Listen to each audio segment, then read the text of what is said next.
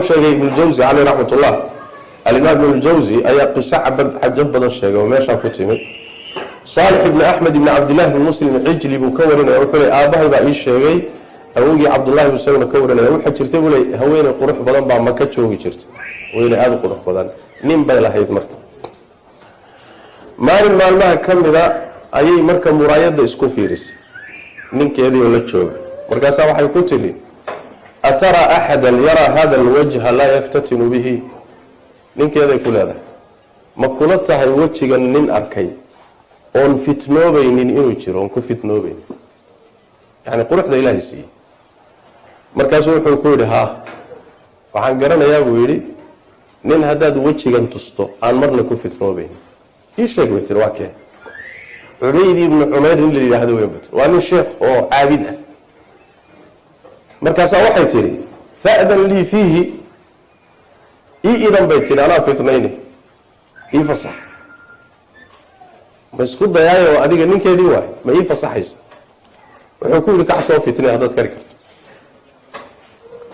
yani qisadu waa cajiib nin xaaskiisii kule rag soo fitnay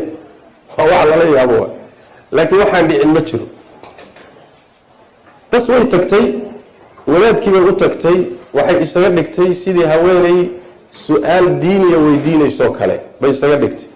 markaasay xaramka meel ka mida masjid alxaraamka dhinac ka mid ay la istaagtay wejigeebay marka marada ka qaaday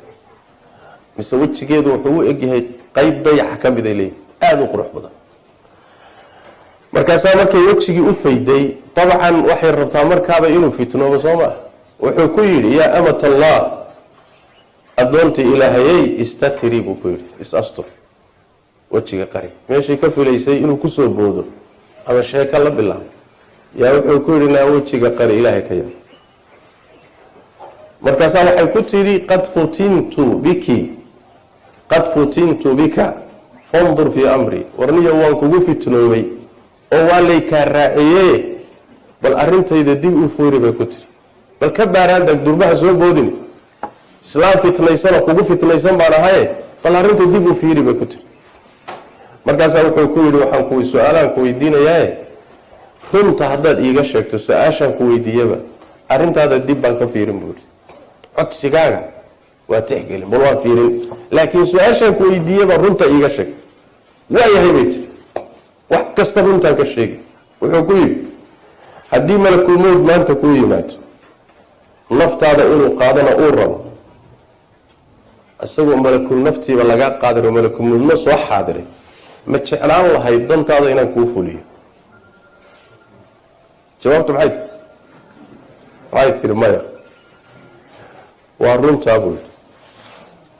su-aasha labaad ma jeclaan lahayd buu ku yidhi haddii qabriga lagu geliyo oo lagu soo fadhiisiiyo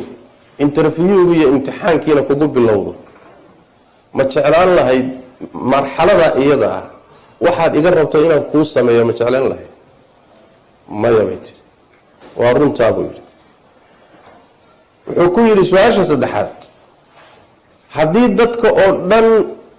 diiwaankooda la wada siiyo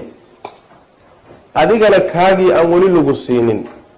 midig in lagaa siin doono iyo bidix in lagaa siin doonona aadan weli garanaynin meel lagu marin doono marxalada iyadaa ma jeclaan lahayd inaan dantaada kuu oofiyo xumaan kugu sameeyo maya bay tiri waa runtaa buu yidhi siraadka jahanamo korkeeda markii la marayo buu oodan ogeyn ma badbaadi doontaa mise jahannamaad ku dhici doontaa halkaa markaad marayso ma jeclaan lahayd in xumaanta aada samayso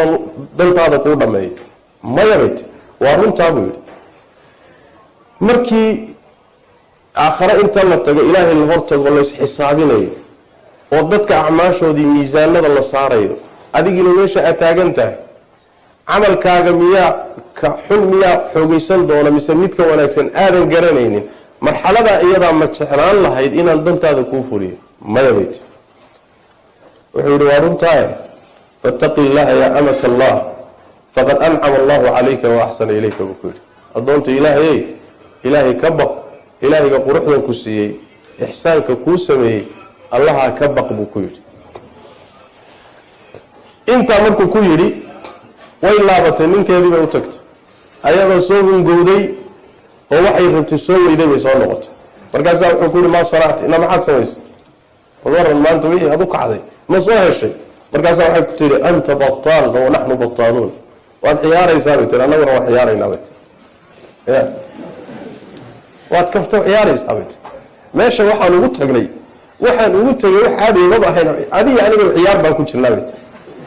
gabadhii noocaa ahayd fa aqbalat cala asalaati waasawmi waalcibaada maalinkii baa ilaahay qalbigeeda rucbi ku riday salaadii iyo soonkii iyo cibaadadii markaa ay isu taagtay ayay ku tagtay ninkii isaga ahaa ee haweenta qabay ayaa marka wuxuu dhihi jiray maalii walixubayd ibni cumayr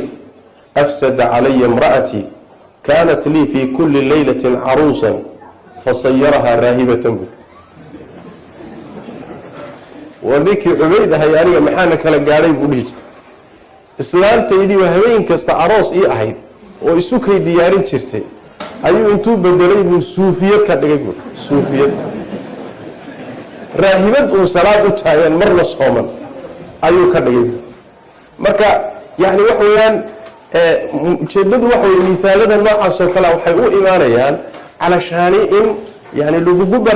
baraarujiyo yayna ku qaadanin dhaldhalaalkan iyo waxyaalahan iyo yayna ku qaadaninoo sharaftaada yaysan dilin cifada iyo dhowrsoonaantu marka waa sharaf waa karaamo waa mida ilaahay uu ku ammaanay tabaaraka watacaala in lagu daydana uu tilmaamay maryam nabiyullaahi ciisa calayhi wacala nabiyina asalaatu wasalaam hooyadii sooma wadaraba allahu matala liladiina aamanuu imra'ata fircawn ya id qaalat rabbi ibni lii cindaka baytan fi ljannati ونجني من فرعون وعملي ونجني من القوم الظالمين ومريم ابنة عمران التي أحصنت فرجها فنفخنا فيه من روحنا وصدقت بكلمات ربها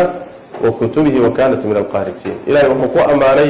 وآذي أبو الشرفي يضو قولها هذا إلى الحبن كذا ترى كحفظ ذي أو أي إلى لسي أو أي أنشح إلى لسي تاسو إلهي هذا أبو أماني إن لقد أيضا لقد أيضا إلهي تبارك وتعالى أوت المامي سيداس دراتي دول العيال